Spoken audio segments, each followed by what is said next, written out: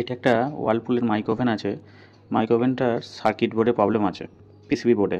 অন্যান্য পার্ট তো ঠিক আছে, আর আদার্স কী হচ্ছে না হচ্ছে সেইগুলো সব চেক করে দেখে নিয়েছি। অন্যান্য পার্ট ঠিক আছে, সার্কিট বোর্ডে প্রবলেম আছে, তাই সার্কিট বোর্ডের কানেকশানগুলো দেখে তারপরে সার্কিট বোর্ডটা খুলে নিয়েছি।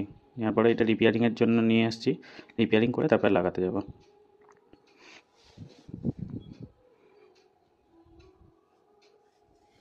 রিপেয়ারিং তো হয়ে গেছে, এবারে সব পার্টগুলো যেইখানে যেমন ছিল ফিট করে চালিয়ে দেখে নেব ঠিকঠাকভাবে চলছে কিনা, গরম হচ্ছে কিনা। এই মেশিনটা অন্য এক টেকনিশিয়ান এসে দেখেছিল, দেখার ফলে বলেছিল ম্যাগনেটন খারাপ, ক্যাপাসিটারও খারাপ, সার্কিট বোর্ডেরও প্রবলেম আছে।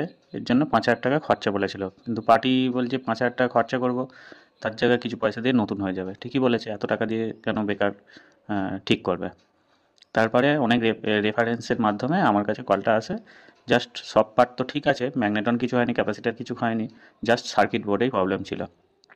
আর খরচা 5,000 টাকাও নয়, তার হাফেরও হাফ টাকায় ঠিক হয়ে গেল। তাই বলবো, ভালো টেকনিশিয়ান দিয়ে কাজ করান, মেশিনের পারফরমেন্স ভালো রাখুন এবং টাকা বাঁচান। সব কিছু ফিটিং করে মেশিন চালু করে দিয়েছি, ফ্যান চলছে, লাইটও জ্বলছে, মেশিনও রানিং হয়ে গেছে, গরম হচ্ছে। ধন্যবাদ।